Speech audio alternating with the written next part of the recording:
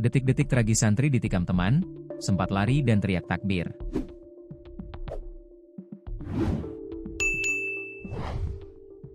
Seorang santri berinisial MF, 21, tewas setelah diduga ditikam rekannya sendiri. Peristiwa penikaman itu terjadi di sebuah pondok pesantren di Desa Matangginalon RT April 02, Kecamatan Pandawan, Kabupaten Hulu Sungai Tengah, HST. MF ditemukan meninggal usai diduga dibunuh oleh rekannya sesama pelajar, Rabu, 20 Agustus 2025, dini hari sekitar pukul 3 WITA. Melansir Banjarmasin Post, saat itu korban sedang tertidur di kamar, lalu pelaku masuk dan langsung menyerangnya menggunakan sebilah parang. Tusukan diarahkan ke bagian bawah rahang dan leher korban. Sempat berteriak takbir, korban lalu berusaha menyelamatkan diri dengan berlari keluar kamar menuju musala.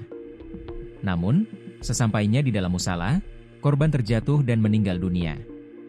Kasih Humas Polres HST, Ibda Rusman Taufik saat dikonfirmasi membenarkan adanya kejadian tersebut. Benar. Saat ini dalam proses penyelidikan dan penyidikan dari unit Reskrim Polsek Pandawan dan Reskrim Polres HST, kata dia.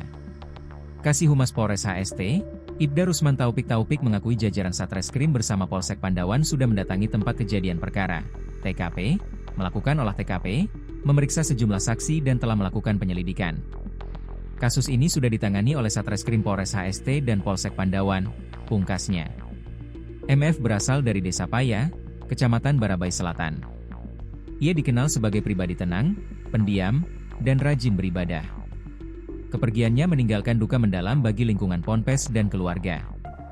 Aktivitas belajar di Ponpes dihentikan sementara, dan sebagian santri memilih ikut melayat ke rumah duka. Kamar nomor 4, tempat awal penyerangan, kini menjadi perhatian khusus.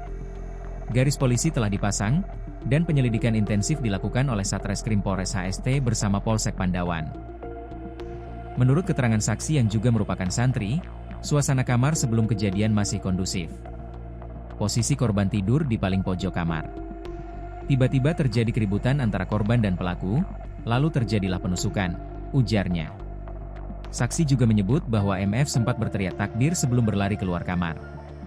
Dalam kondisi terluka, korban berlari ke musola, lalu terjatuh dan meninggal di sana, tambahnya. Pihak kepolisian masih mendalami hubungan antara korban dan pelaku serta motif di balik serangan tersebut. Kami masih melakukan pemeriksaan intensif terhadap pelaku dan saksi-saksi. Semua kemungkinan motif akan kami gali, ujar Ibda Rusman Taufik. Pantauan di lokasi menunjukkan suasana Ponpes yang masih sepi dan diliputi duka. Sebagian santri masih tertidur di kamar masing-masing, sementara lainnya ikut melayat. Tragedi ini menjadi pukulan berat bagi komunitas pesantren dan masyarakat sekitar.